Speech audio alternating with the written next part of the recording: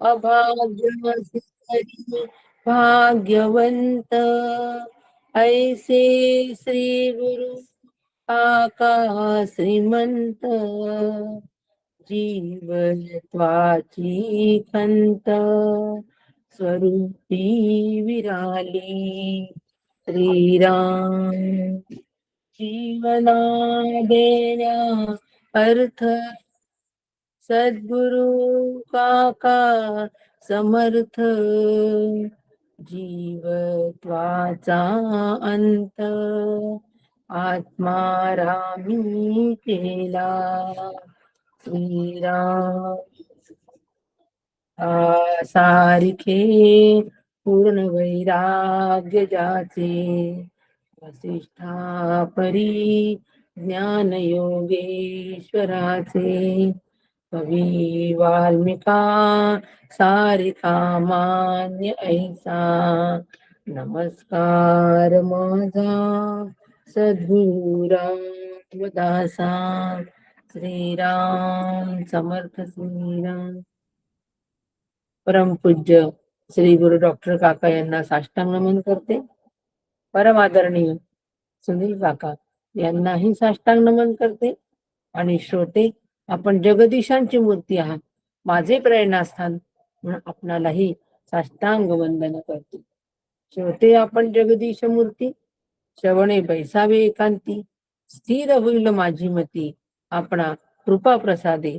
पुनश्च एकदा आपणाला वंदन करते आणि आजच्या चिंतनाला प्रारंभ करते. चिंतनाचा विषय दासबोध, आणि ह्या दासबोधाच्या अंतर्गत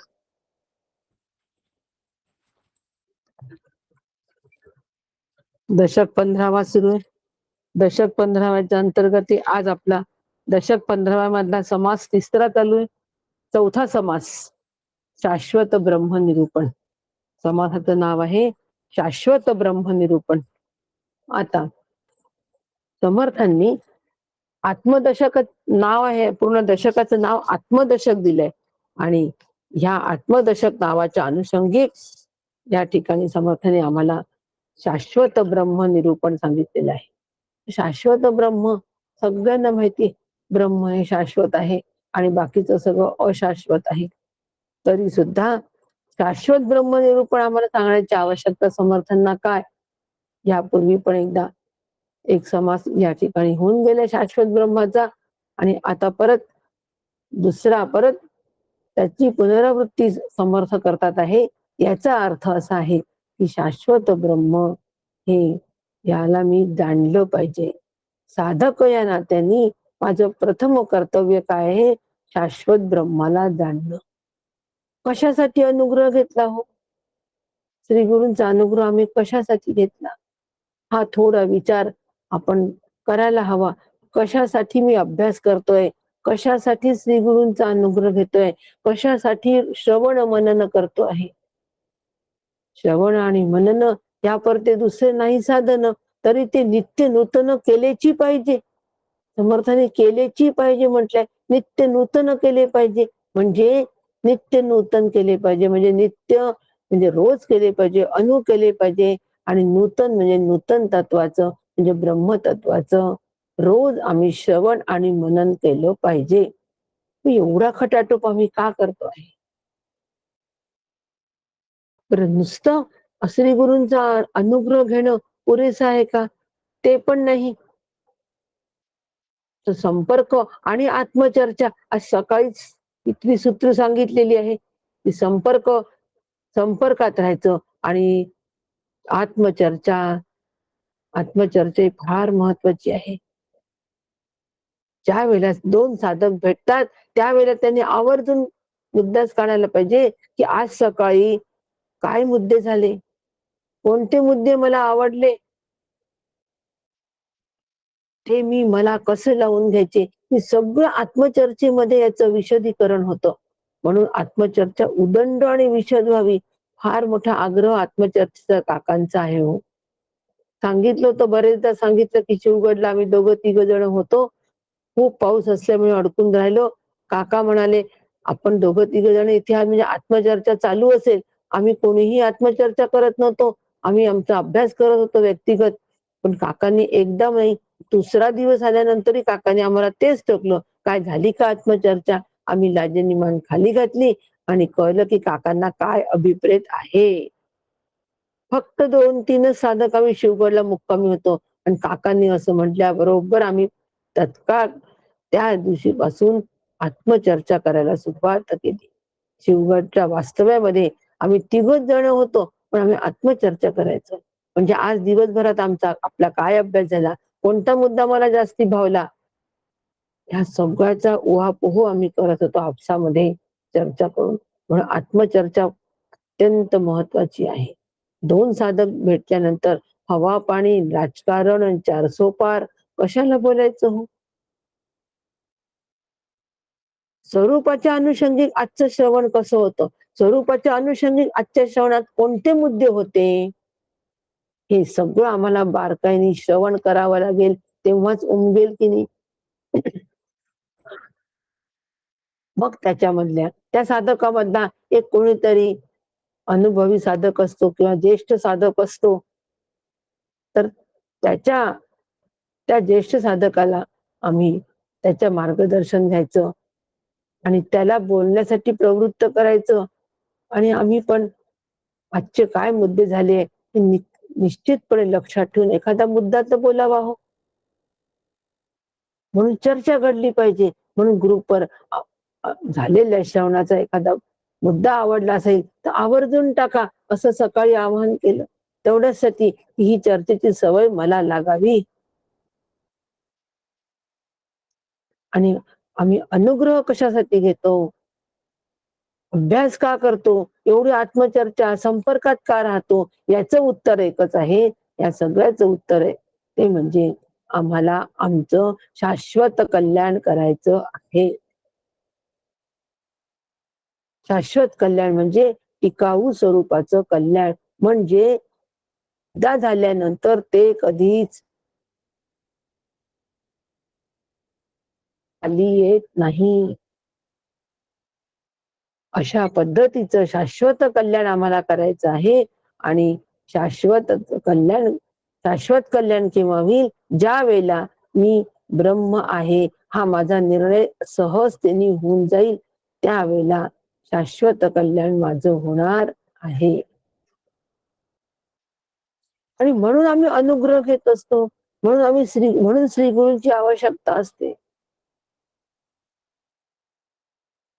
आणि ह्या सगळ्या गोष्टीचा उहापोह, या सगळ्या गोष्टीचा उलगडा आम्ही करून घ्यावा आणि शाश्वत ब्रह्माला जाणावं.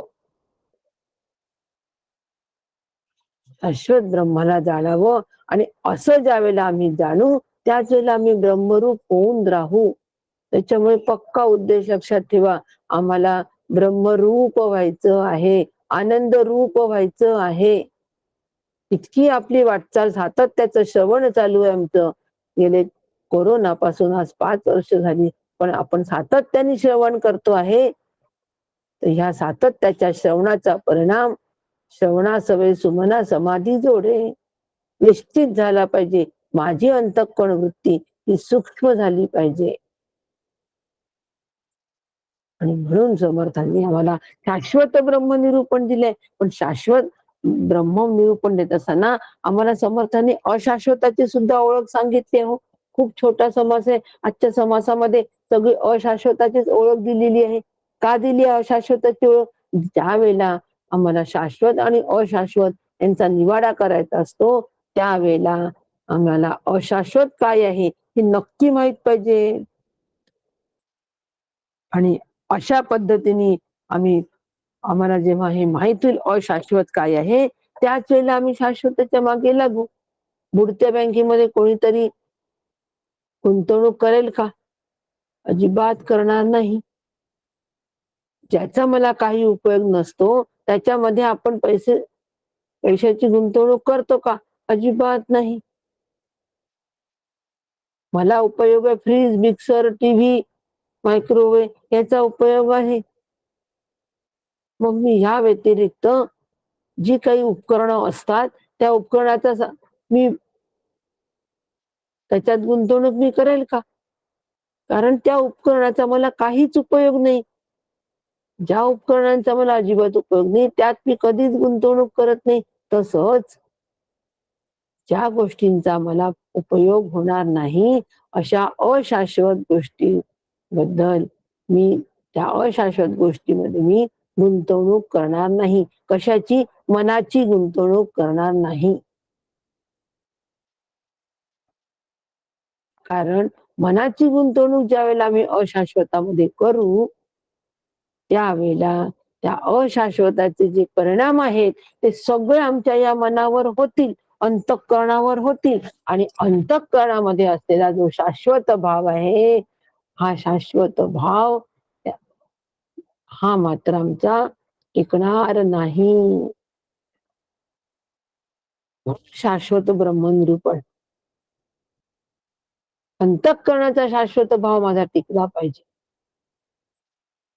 त्या ठिकाणी अस्थिरतेने जर अंतःकरणाचा ठाव घेतला, तर भावना, ज्या ठिकाणी भाव नाही, त्या ठिकाणी भावना असते आणि भावना अस्थिर असते आणि ती आम्हाला खूप छळते.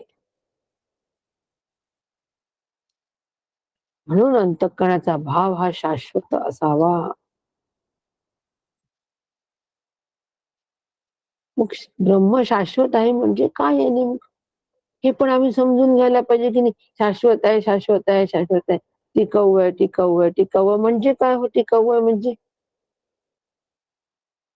टिकाऊ आहे म्हणजे जन्म नाही, मृत्यू नाही, येणे नाही, जाणे नाही, बंध मोक्ष दोन्ही नाही, परमात्म्याशी. ब्रह्म शाश्वत आहे म्हणजे ब्रह्माला जन्म नाही, म्हणजे उत्पत्ती नाही, म्हणून ब्रह्माला मरण पण नाही, मरणाची अजिबात भीती नाही.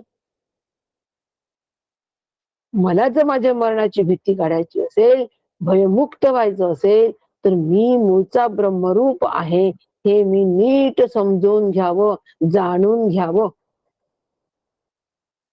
तेव्हा ते मरणाचं भय निघून जातं हो. आज एका ज्येष्ठ साधिकेकडे गेले होते.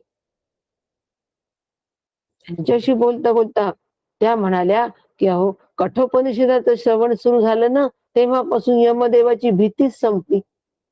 त्या यमदेवाबद्दल एक प्रतीचा आदर निर्माण झाला. श्रवणाचं फळ हेच आहे. यमदेवाची यमदेवाचं भय संपलं म्हणजे मृत्यूचं भय संपलं. आणि मृत्यूचं भय ज्या वेळेला संपतं, त्यावेळेला आम्हाला शाश्वताबद्दल निश्चितपणे प्रेम तयार होतं. म्हणून मृत्यूचं भय आमचं संपलंच पाहिजे. एकदा का आम्हाला कळलं की सत्य काय आहे, एकदा कळलं की आम्ही मिथ्यत्वाच्या किंवा असत्याच्या मागे लागणार नाही. सत्य म्हणजे जे तिन्ही काळामध्ये, त्याच्या तीन काळाच्या अतीत आहे. म्हणजे वर्तमान काळात पण ते आहेच, भविष्य काळात पण ते आहे आणि भूतकाळात पण ते आहेच. का इतकं सांगावं लागतं? कारण भूत, भविष्य, वर्तमान काळ या तिन्ही काळामध्ये आम्ही बांधलेलो आहोत. ज्याचा त्यांनी विचार करा, या तिन्ही काळात आम्ही बांधलेला आहोत की नाही? आणि हे तीन काळ येऊन जाणारे आहेत. आमचे आजोबा, आजोबांचे वडील, त्यांचे वडील, हे सगळे होऊन गेलेत. आज आहेत का अस्तित्वात? अजिबात नाही. अजिबात नाही. आज आम्ही आहो, उद्या आम्ही राहणार आहे का? अजिबात नाही. परंतु हे जरी असलं तरी ब्रह्म मात्र भूतकाळात पण आहे, वर्तमान काळात पण आहे, भविष्य काळात पण आहे. ते मी आहे. मग भूत, भविष्य, वर्तमान काळामध्ये मी आता थांबता कामा नये. केवढं गोंजारतो आपण भूत, भविष्य, वर्तमान काळाला. आगामी शोक, गतशोक गोंजारणं. बाकीचे आम्हाला गोंजारतात. तुमचं अगदी बरोबर आहे हो. तुमचं मीच समजू शकते. याला म्हणतात गुंजारणं. म्हणून अशाश्वताला गुंजारणं सोडा. अशाश्वताचे विचार जेवढा करू तेवढा कमी आहे. म्हणून अशाश्वताबद्दलचा विचार न करणे केव्हाही चांगले. जन्म मृत्यू नाही शाश्वताला, जाणं येणं नाही. म्हणून मला जन्म आणि मृत्यूचं कौतुक आणि दुःख करता कामा नये. ते अपरिहार्य आहेत. सकाळचं सूत्र आठवा. अपरिहार्य आहे ते आणि त्या घटना घडणारच आहे. परंतु परमात्म्याला बंधही नाही, मोक्षही नाही. मोक्ष ही बंधन सापेक्ष कल्पना आहे. मी बंधनामध्ये असल्यामुळे मला सुटकेचा विचार करावा लागतो. मी बंधनातच नाहीये तर मला सुटकेचा विचार करण्याची काही जरूर नाही. अजिबात विचार करण्याची जरूर नाही. आम्ही केवढं कौतुक करतो, आम्ही खूप अभ्यास करतो, आम्ही खूप श्रवण करतो. का करता? अहो तेवढी अविद्या तुमची घट्ट आहे. अविद्या ही घट्ट असल्यामुळे जास्ती श्रवण करावं लागतं. त्याचं आपण कौतुक करतो. म्हणून जन्म नाही, मृत्यू नाही, ते शाश्वत आहे. आणि ते मी आहे.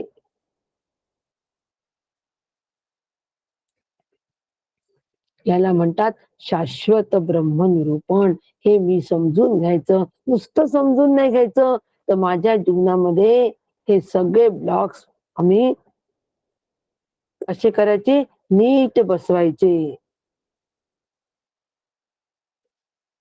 आणि म्हणून असं जे ब्रह्मतत्व आहे हे शाश्वत आहे, म्हणजे टिकाऊ आहे. कसं टिकाऊ आहे? ते रचेना खचेना समर्थांची ते रचलंही जात नाही, ते खचलंही जात नाही. होय ना ना जाय ना. ते आहे असे नाही, नाही असं पण नाही. मायातीत निरंजनात पारची नाही. मायातीत आहे ते, निरंजन आहे ते.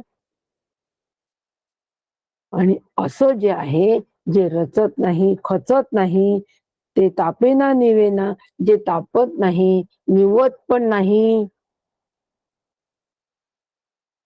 दिसत नाही, भासत नाही, दिसणं बंद, भाषणं बंद, उपजेना ना नासेना, उपजत नाही म्हणजे उत्पन्न होत नाही, म्हणून तो त्याचा विकार होत नाही. या सगळ्या जोड्या मी आता ज्या सांगितल्या, या सगळ्या आमच्या जीवनावर ह्या सगळ्याचा परिणाम होतो आणि पर्यायी आम्ही दुःखी होतो. म्हणून आम्ही त्या दुःखातून निघायचं आणि ह्या सगळ्याचा विचार करायचा. रचेना खचेना. मी किती खचतो. साधं कोणी बोललं तरी लगेच खचतो. परत मनोरचना आमची ढासळते, ती परत त्याची उभारणी घ्यायला परत वेळ लागतो. मग मी ब्रह्म आहे का? अजिबात नाही. मी ब्रह्म नाही. म्हणून समर्थांना आमच्यासाठी शाश्वत ब्रह्म निरूपण करावं लागलं. 1 पासून 22 पर्यंत ज्या ओव्या दिलेल्या समर्थांनी, त्या सगळ्या पृथ्वीतून वर येणाऱ्या आणि पृथ्वीवर राहणाऱ्या, पृथ्वीमधून वर येणाऱ्या, पृथ्वीच्या पोटात असलेल्या आणि पृथ्वीवर राहणाऱ्या, अशा तिन्ही पद्धतीच्या ज्या वस्तू आहे, त्या तिन्ही वस्तू अनित्य आहे, हे आम्हाला समर्थांना समजावून सांगायचं आहे. पृथ्वीच्या पोटात, पृथ्वीतून वर येणारी आणि पृथ्वीवर राहणारी. पृथ्वीतून वर काय येतं? धान्य येतं, जे बीज पडतं ते वर येतं. पृथ्वीच्या पोटात काय असतं? खनिज द्रव्य असतं सगळं. आणि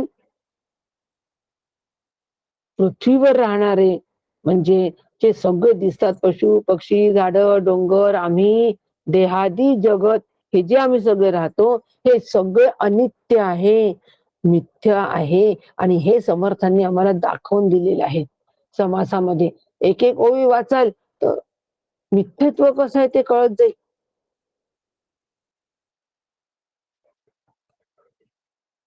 आणि म्हणून हे सगळं जे आहे, जे पृथ्वीच्या पोटामध्ये असतं, वरती असतं आणि पृथ्वीवर राहतं, हे मात्र शेवटी कुजून जातं आणि पृथ्वी रूपच होतं. उदाहरण दिलं समर्थांनी की वृक्ष असतो, तो वृक्ष पृथ्वीच्या पोटातून बाहेर येतो, मान्य की नाही?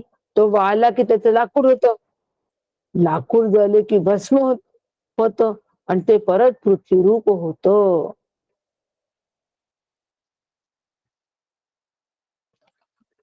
अशा पद्धतीने या मिथ्यत्वाचं जे आहे, ते मिथ्यत्वाचं स्वरूप समर्थांनी आमच्या समोर फार सुंदर मांडलेलं आहे. आधी मिथ्या उभारावे, मग ओळखून सांडावे. आधी मिथ्याची उभारणी करायची सगळी, त्याचं स्वरूप ओळखायचं आणि मग ते सांडवायचं आणि मग आम्हाला ब्रह्मतत्वाची ओळख होईल. म्हणून मिथ्यत्वाला ओळखण्यासाठी तो पसारा मिथ्यत्वाचा मांडावाच लागेल ना हो आम्हाला. तसा कसा कळेल? मांडल्याशिवाय कळेल कसं? दुकानात गेलो, दुकानात गेलो आणि विचारलं. काय विचारलं? फ्रीज. का हो? या कंपनीचे फ्रीज आहेत? हो आहेत. कसे आहेत? ते म्हणतात खूप छान आहे. 2 वर्षाची गॅरंटी. एवढंही सांगतो तो आपल्या दुकानदार. पण आपण गेल्यानंतर काय म्हणतो? दाखवा बरं. म्हणजे पाहिल्याशिवाय आम्हाला चैन पडते का? अजिबात चैन पडत नाही. मग आम्ही म्हणतो दाखवा बरं फ्रीज. कसे आहेत ते? ते एकदा आम्ही प्रत्यक्ष प्रमाणाने ते पाहिलं, की मग खात्री होते, आता फ्रीज चांगला आहे. बरं त्याचं सगळं सांगितलेलं असतं त्या दुकानदारांनी, काही ठेवलं नसतं सांगण्यापासून. पण तरी दाखवा बरं म्हणतोच की नाही आम्ही. तसं समर्थांना माहिती आहे, ह्या जीवाचा स्वभाव प्रत्यक्ष दाखवल्याशिवाय मिथ्यत्वाचा निर्णय आम्ही करू शकणार नाही. नुसतं मिथ्या आहे, मिथ्या आहे, मिथ्या आहे. ते कसं मिथ्या आहे, हे आम्हाला पटल्याशिवाय आम्ही मिथ्यत्वाचा निर्णय करू शकत नाही. आणि हे आम्हाला पटवून आलोय समर्थांनी आम्हाला पटवून दिलंय, की दिसणारं जगत मिथ्या आहे आणि त्याचं अधिष्ठान ब्रह्म जे आहे, हे सत्य आहे, हे टिकणारं आहे, हे शाश्वत आहे. पण आता आमचा सत्य मिथ्य विवेक मात्र त्यावेळेला पक्का असावा. सत्य आणि मिथ्य विवेक जर का पक्का असेल, तर मग आम्ही शाश्वताला जाणू शकू आणि शाश्वत रूप होऊ शकू. तोपर्यंत नाही. पक्क लक्षात ठेवायचं. रिपिटेशन झालं तरी लक्षात ठेवायचा. का रिपिटेशन करते? कशासाठी करते? कारण तेच तेच ऐकलं म्हणजे अंतःकरणावर ते बिंबतं. तो भाव तयार होतो. अंतःकरणावर तो बिंबतो हो. आणि हे सगळं अंतःकरणाचा खेळ आहे परमात्मा. म्हणून अंतःकरणावर बिंबलं पाहिजे. फार महत्वाची गोष्ट आहे ही. आणि म्हणून परब्रह्म कसं आहे? ते का शाश्वत आहे? कारण ते दिसेना, भासेना, उपजेना, नासेना. ते दिसत नाही, भासतही नाही. म्हणजे त्याला आकार नाही, त्याला सावयव आहे ते. नाही, सावयव नाही, आकार नाही. ते निरवय आहे, निराकार आहे. आणि जेवढं जेवढं सावयव असतं ना, ते सगळं नाशिवंत असतं. हा पेन आहे, याला आकार आहे, हा नक्की काही दिवसांनी खराब होणार आहे, आम्ही फेकून देणार आहे. परंतु ब्रह्मतत्व सावयव नाही, आकार नाही. सकाळी आपण उदाहरण पाहिलं, उसाचा रस, पपईचा रस, संत्र्याचा रस, रसाला आकार आहे का? अजिबात नाही. पण तो ज्याच्यामध्ये घातला त्याच्यासारखा दिसतो. गोल भांड्यात घातला तर गोल दिसतो. लांब पेल्यामध्ये दिला तर तसा दिसतो रस. त्याला मूळचा आकार नाही. उपाधीमुळे आकार येतो. तसं ब्रह्माला मूळचा आकार नाही, ते उपाधीमुळे वेगवेगळ्या आकारामध्ये भासतं आम्हाला आणि आम्ही त्यात रमतो आणि त्याच्यात रमू नये म्हणून समर्थ आम्हाला सांगतात आहे की ते दिसेना ना भासेना, जे जे दिसतं आम्हाला, जे जे भासतं आम्हाला ते ब्रह्म नाही. पक्क लक्षात ठेवायचं. पुष्कळ जण म्हणतात की आम्ही डोळे बंद केले की महाराज आमच्या डोळ्यासमोर येतात, डोळे बंद केले की लाल लाईट डोळ्यासमोर येतं. आणि म्हणून आम्ही या दिसण्यात फसतो. त्याच्या पलीकडे आम्हाला निघायचं आहे. असं हे जे ब्रह्मस्वरूप आहे हे निश्चळ आहे, कशानेच हालत नाही, स्थिर आहे, अजिबात अस्थिर नाही, म्हणून ते शाश्वत आहे. शाश्वतची कारण मीमांसा सांगणं सुरू आहे हो, की एकदा आम्हाला कारण मीमांसा माहित झाली की मग आम्ही शाश्वताकडे ओढल्या जाऊ.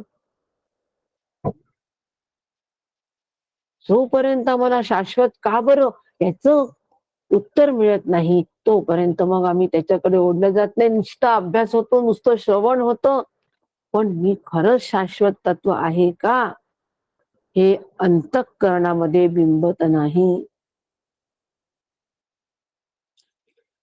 निश्चळ ब्रह्म ते अंतरी बिंबले, हे जोपर्यंत होत नाही तोपर्यंत आमचा शाश्वत अशाश्वताचा निवाडा झालेला नाही. म्हणून हे अंतःकरणात ठसलंच पाहिजे की शाश्वत ब्रह्मतत्व आहे ते मी आहे. संपलं. आणि म्हणून समर्थांनी पहिल्या ओवीपासून 22 पर्यंत सगळं मिथ्यत्वाच्या ओव्या दिल्या हो. क्या सुंदर मिथ्यत्वाच्या ओव्या दिले, ते वाचून आम्ही सुद्धा आमचा सहज निर्णय व्हायला पाहिजे मिथ्यत्वाचा.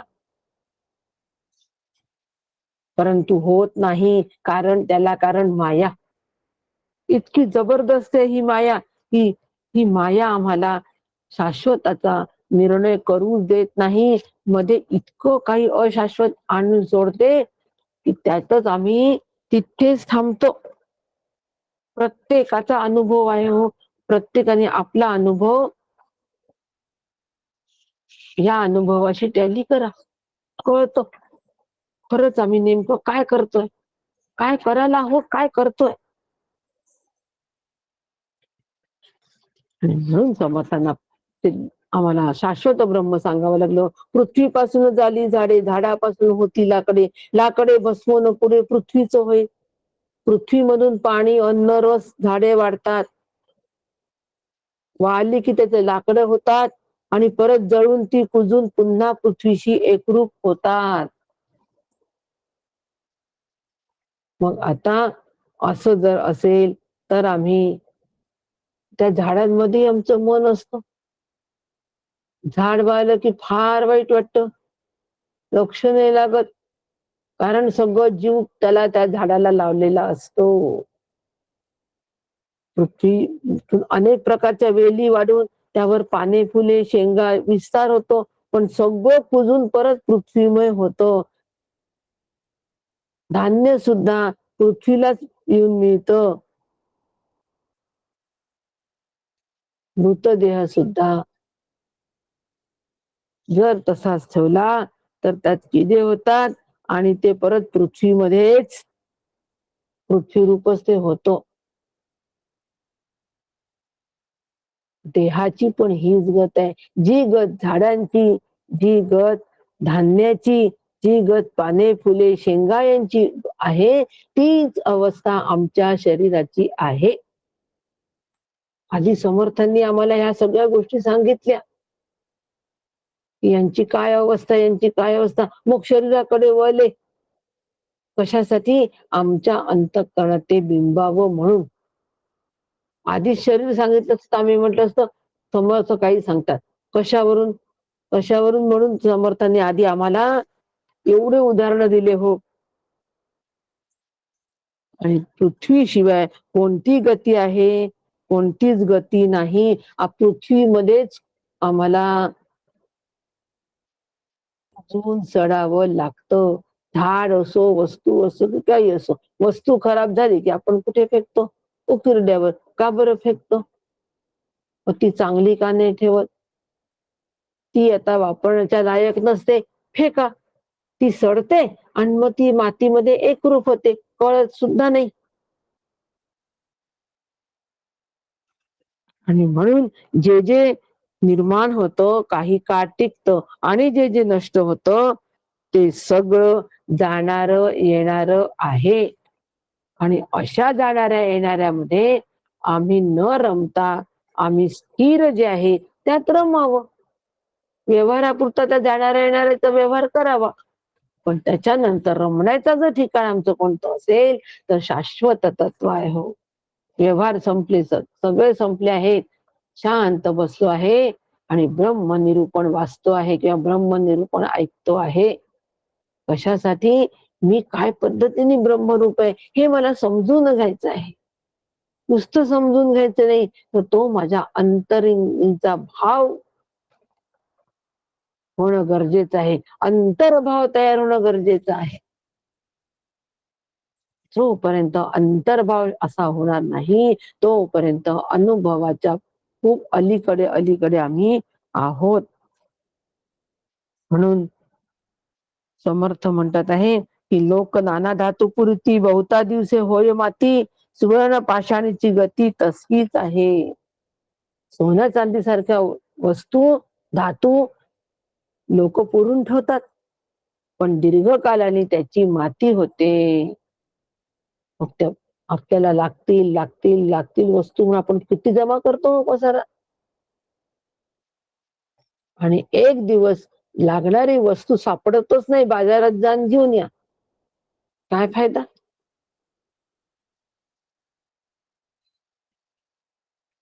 मग ती वस्तू जी आहे त्याच आम्ही अशाश्वत आहे ते समजून घ्यावं, मिथ्यत्व समजून घ्यावं.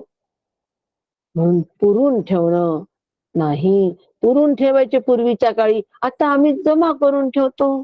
एकच आहे, जमा करून ठेवणं की काकांनी घर बदललं. काकांनी सगळ्यात पहिले काय केलं? काका म्हणाले 3 ट्रक सामान मी त्या वेदगंगेमध्ये फेकून दिलं हो. नाही तर मग कोणाला तरी उपयोगात येईल, कोणीतरी वापरेल, त्याचा प्रपंच सुरू होतो. तुम्ही घ्या ना, तुम्ही घ्या ना, तुम्ही घ्या ना. आणि मग म्हणतो आम्ही दिलं, आम्ही दिलं, आम्ही दिलं. म्हणजे कशाचा विचार सुरू आहे? परत सगळा अशाश्वताचा विचार. फार बारीक आहे परमार्थ. नको असलेल्या वस्तू अक्षरशः फेकून द्या. त्याच्यामध्ये अंतःकरण गुंतवू नका. काय करायचं ते बघेल. मी त्याचा प्रपंच न करावा, बस. पुरून नाही ठेवावा, संग्रह नाही करून ठेवावा. कारण त्याचा शेवट एकच आहे की त्या कुजवून मातीमध्ये जाणार आहे. मग कशासाठी त्याचा विचार? आयुष्यभर विचार. मी तिथे न पुरून ठेवले बरं का, मी तिथे धन पुरून ठेवले बरं का, मी ना या बँकेमध्ये इतके एफडी केले आहे, त्या बँकेत तेवढे एफडी केले, हे धन पुरणच आहे. हो, नक्की एफडी करा, त्याच्याबद्दल नाही, परंतु ते सारखं सारखं त्याचा विचार करणं, तो विचार केला म्हणजे आम्ही अशाश्वताचा विचार करतो. पण ते धन संग्रहित केल्यामुळे आम्ही त्याचा विचार न करता दुसराही विचार करू शकतो शाश्वताबद्दलचा, की आता इकडची निश्चिंती झालीये, भरपूर जमा करून ठेवलाय, आता काळजी नाही, आता माझा सगळा वेळ मी कशात देईल? अभ्यासात देईल आणि ब्रह्मरूप होऊन राहील. बस, इतकी पोट तिरी हवी हो आमच्यामध्ये. ब्रह्मस्वरूपाची पोट तिरी आमच्यात नसते, ती आम्हाला निकड आमची होत नाही. जोपर्यंत ती निकड होत नाही, जोपर्यंत त्याच्या वाचून अडलं आहे असं होत नाही, तोपर्यंत आम्ही फक्त ब्रह्म आहे, ते सत्य आहे, बस एवढं घोकत राहू. पण ते मी आहे तर मला आनंदाचा अनुभव का येत नाही याची कारण मी शोधत नाही आणि शोधून ती दूर करत नाही. म्हणून आमचा परमार्थ हा फक्त शुभेच्छेपुरता राहतो. तो पुढे सरकतच नाही शुभेच्छेच्या. आणि तो सरकावा आणि एक दिवस सरकता सरकता श्री गुरूंच्याही लक्षात येते ही गोष्ट. साधकाचं सरकणं नक्की त्या लक्षात येते.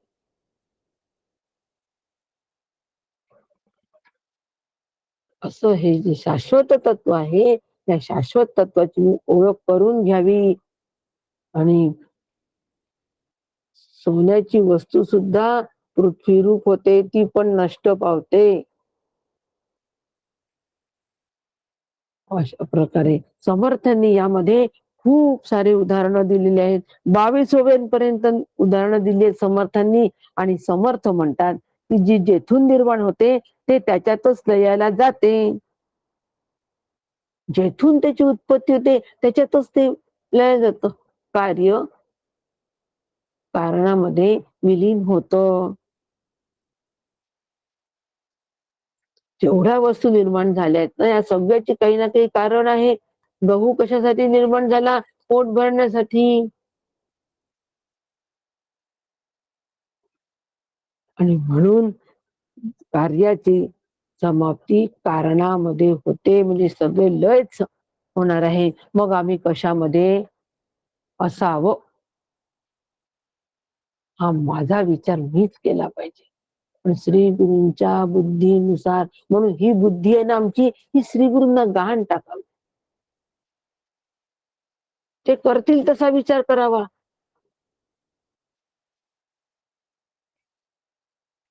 ते बोलतील तसं तेच बोलावं.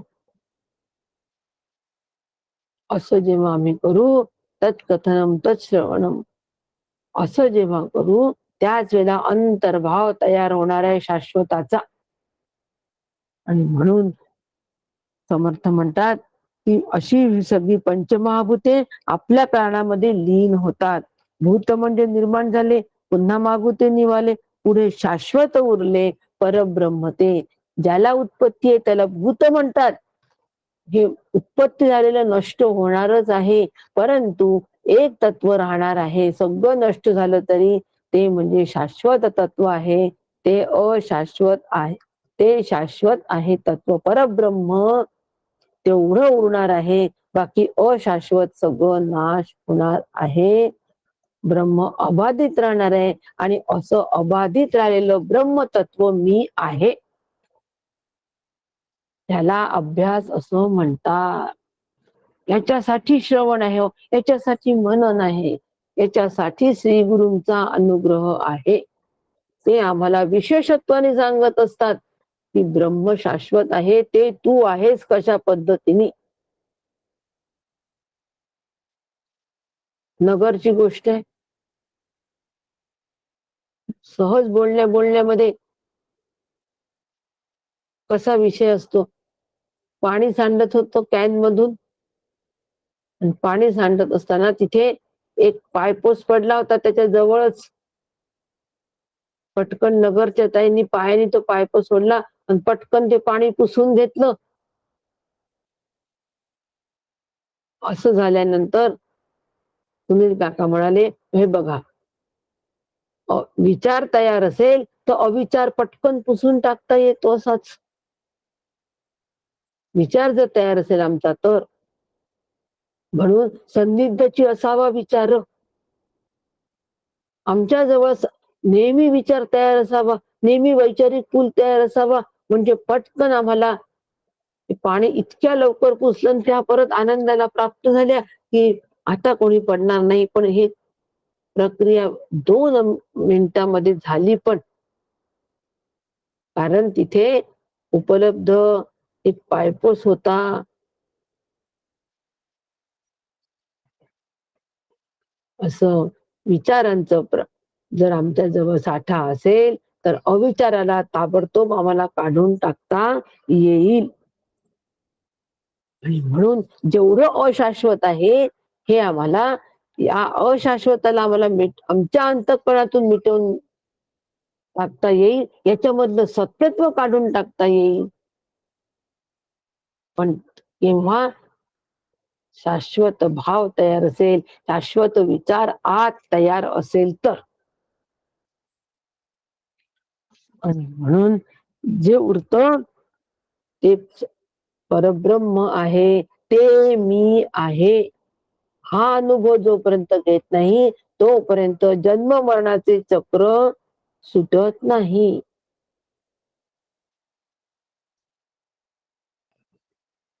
आणि म्हणून ते ब्रह्म मी आहे असा अनुभव आम्ही घ्यावा.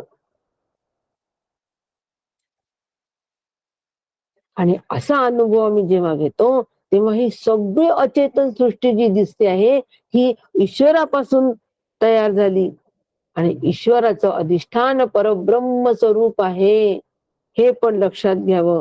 परब्रह्माला उत्पत्ती नाही, स्थिती नाही, म्हणून लय नाही.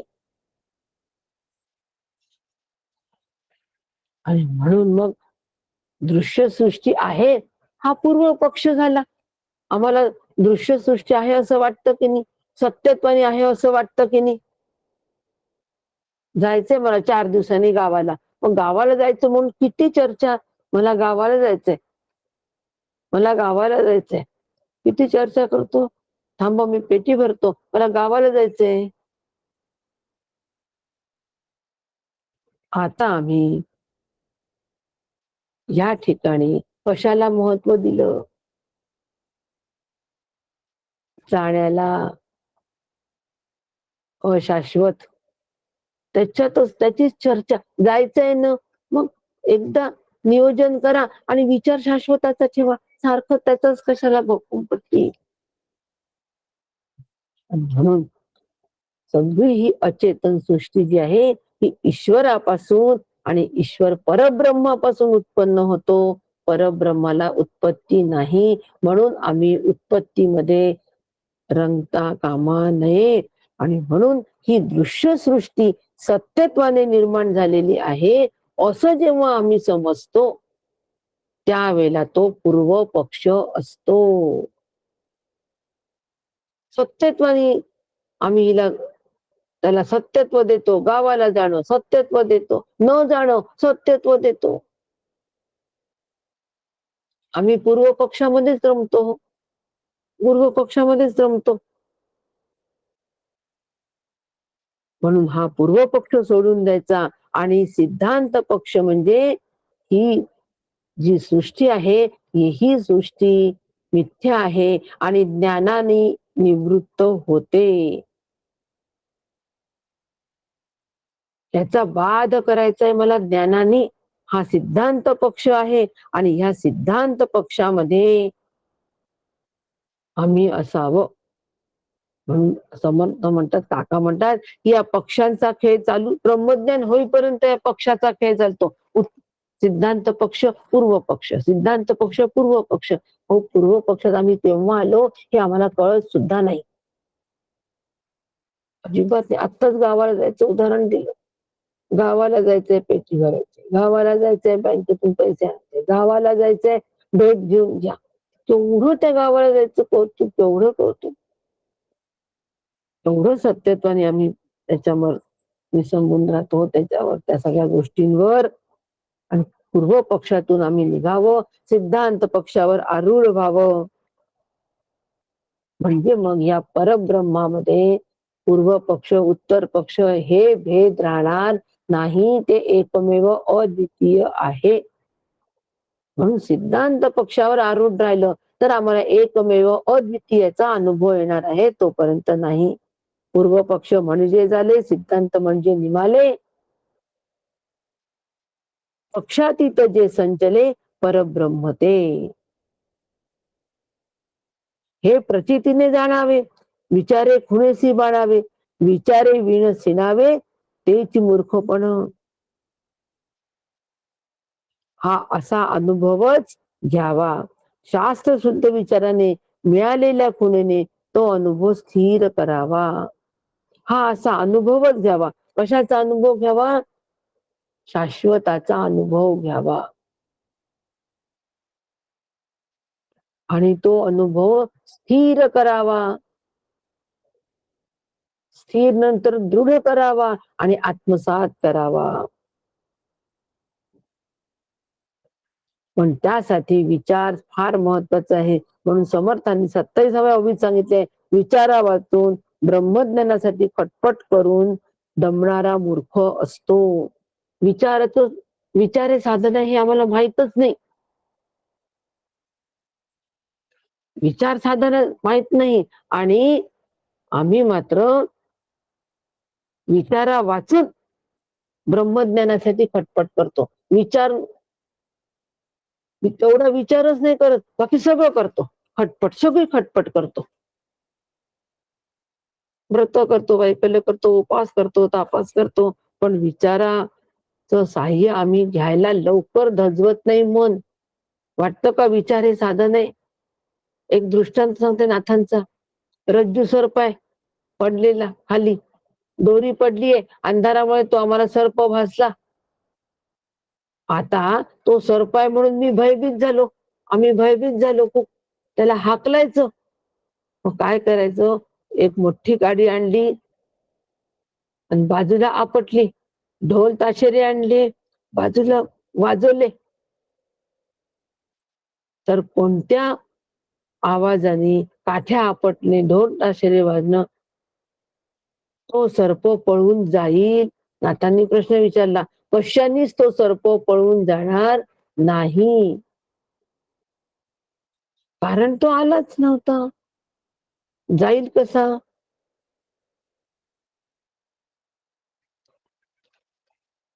फक्त त्याच्यावर आता काय करावं लागेल? फक्त त्याच्यावर आता आम्हाला टॉर्च मारावा लागेल, म्हणजे मग तो जाईल. तो टॉर्च म्हणजे ज्ञानप्रकाश, म्हणजे विचार. फक्त विचार करावा लागेल, मगच तो जाईल, निवृत्त होईल. तिथल्या तिथे पळून जाणार नाही, तिथल्या तिथे निवृत्त होईल. मग ब्रह्मज्ञानासाठी खटपट करणारा असा असतो. काठ्या मारणारा, ढोल ताशेरे वाजवणारा असतो. आम्ही कोण व्हावं? आमचा विचार आम्ही करावा. आणि म्हणून शब्द ज्ञान आम्हाला होऊन सुद्धा आम्ही मिथ्यत्व स्वीकारत नाही. अजिबात मिथ्यात्व स्वीकारायला तयारच नसतो. हो, सगळं शब्द ज्ञान ब्रह्माच झालंय. ब्रह्म कसं आहे? एकमेव अद्वितीय, अविनाशी, शाश्वत, हे सगळं माहिती आहे. परंतु प्रत्यक्ष जगायची वेळ आली की मग मात्र आम्ही कोणाला देतो? जास्ती प्रतिष्ठा कोणाची मानतो? दृश्य सृष्टीची. त्याचं मिथ्यत्व समजून लवकर नाही समजत. आणि मग अशा साधकाला निश्चळ ब्रह्मानुभव येत नाही. त्याच्या तथाकथित साधनेचा गोंधळ म्हणजे गलबला माईक दृश्य सृष्टीच्या आवारात चालतो. तो गोंधळलेला साधक असतो. जो दृश्य सृष्टीचे मिथ्यात्व पूर्णपणे स्वीकारत नाही ना, तो गोंधळलेला साधक असतो. त्याच्या साधनेमध्ये गोंधळ आहे, एवढं आम्ही लक्षात ठेवायला पाहिजे.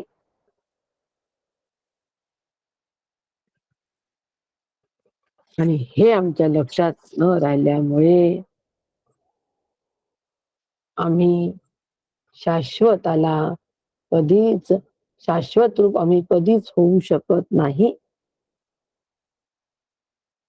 म्हणून मायेचे आवार संपूर्णपणे ओलांडल्यावर माया निशेष नासली, पुढे स्थिती कैसी उरली, विचक्षणे विवरली पाहिजेच होय. मायेचे आवार संपूर्णपणे ओलांडल्यावर साधकाची अंतस्थिती कशी असते, ती बुद्धिमान व चाणाक्ष साधकाने स्वतःची स्वतः जाणून घेतली पाहिजे. काय सुंदर समर्थांनी उपाय सांगितला हो.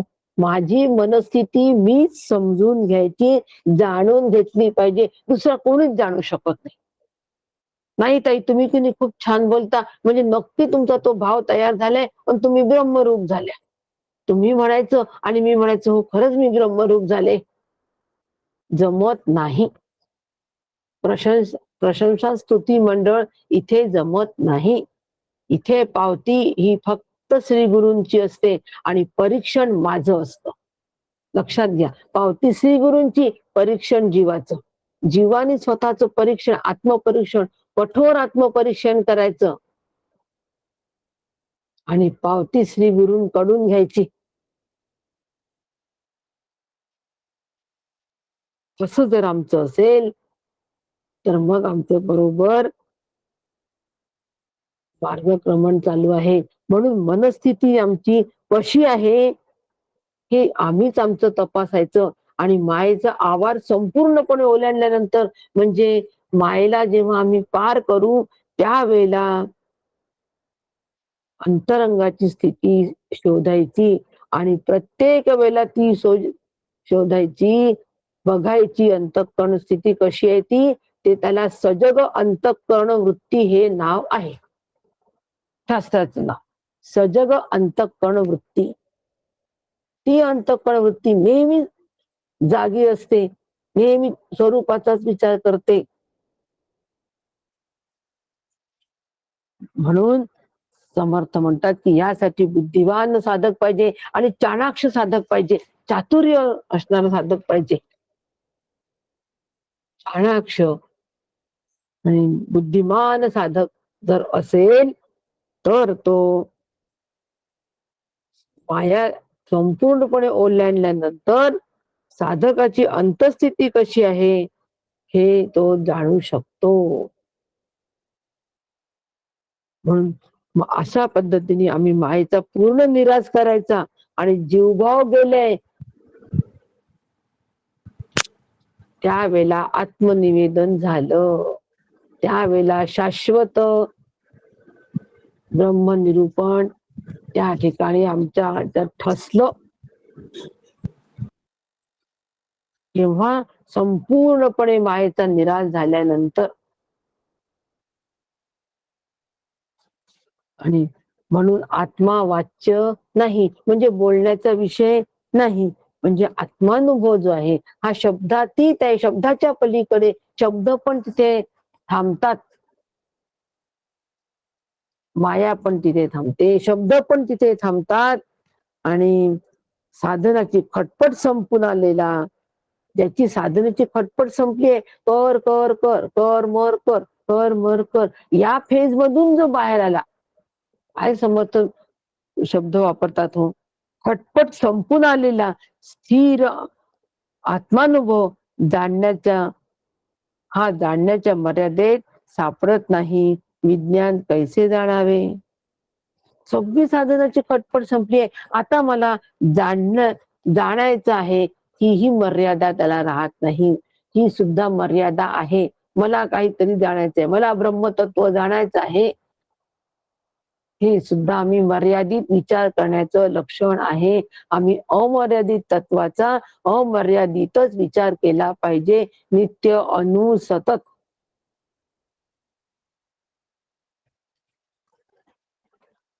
आणि असं लोकांचे बोली जो लागला तो अनुमानेच बुडाला, या कारणे प्रत्ययाला पाहिलेच पहावे. परमार्थाच्या क्षेत्रात लुडबुड करणाऱ्या लोकांचे विचार लक्षात घेतले तर अंदाजाच्या उलाढालीत परमार्थ बुडतो. मातूर परमार्थ करायच्या, चार ज्ञानाच्या गोष्टी सांगायच्या आणि उगीच दुसऱ्यांच्या पारमार्थिक वाटचालीमध्ये काहीतरी लुडबुड करायची. काय करताय तुम्ही? ग्रंथ वाचताय. अहो या ग्रंथाने काहीच होणार नाही, काही होणार नाही या ग्रंथाने. तुम्हाला ग्रंथ वाचायचा असेल ना, पंचदशी वाचा. लुडबुड करणं झालं. एवढा अधिकार आहे का आपल्याला? नाही. मग हे उगीच दुसऱ्यांना सल्ला देत बसणं आणि अशा पद्धतीने आम्ही लुडबुड करतो. असे लुडबुड करणारे साधक आम्ही नसावं. लुडबुडच करायची की तो मी माझ्यातच करावी. का माझ्यामध्ये अजून तत्व रुजत नाहीये? का माझा अभ्यास होत नाहीये? नाही, दुसऱ्यांच्या जीवनामध्ये. आणि म्हणून आम्ही जर लोकांचे विचार आम्ही या ठिकाणी लक्षात घेतले, याला लुडबुड असं म्हणतात, यांनी मात्र आमचा सगळा परमार्थ बुडतो.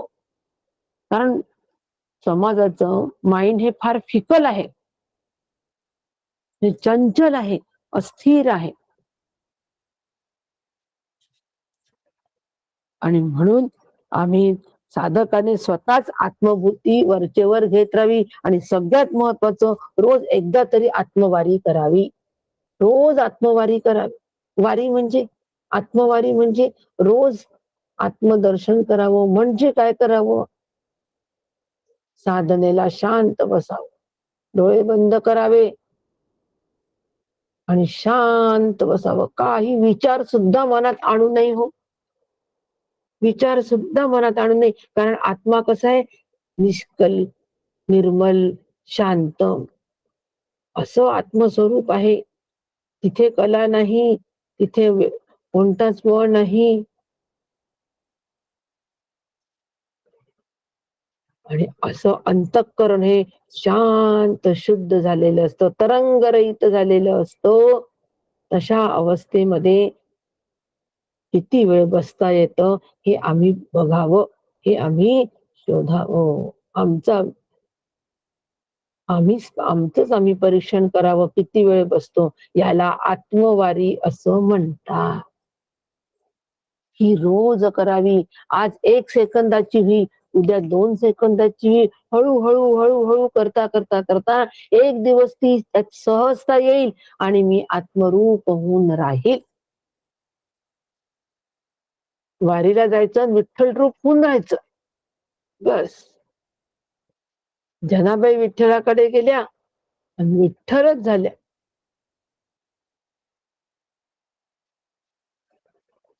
अशा पद्धतीने आम्ही आत्मवारी करावी. त्या परत आल्या नाही, पण आम्हाला वारी करताना वापस परत यावं लागेल. म्हणून रोज आत्मवारी करावी असं समर्थांचं म्हणणं आहे.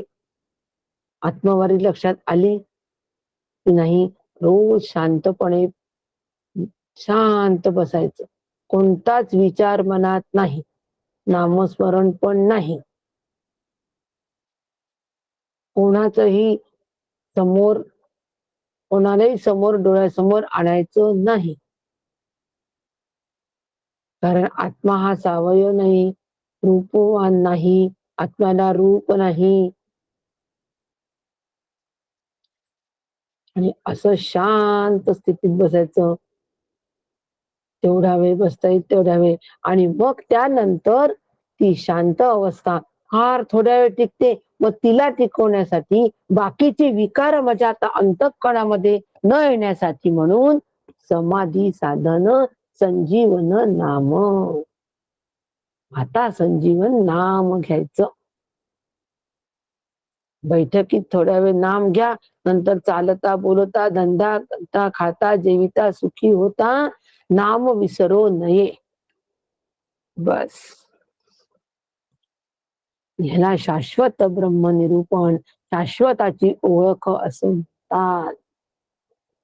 ही शाश्वताची ओळख आपल्या सगळ्यांना व्हावी अशी गुरुचरणी प्रार्थना करते. आणि आजचा समास या ठिकाणी संपला. ही तिसरी दासबोधे गुरु शिष्य संवादे शाश्वत ब्रह्म निरूपण नाम समास चौथा. गुरु शिष्य संवादात्मक श्री दासबोध या ग्रंथातील शाश्वत ब्रह्म निरूपण नावाचा चौथा समास समाप्त. जय जय रघुवीर समर्थ.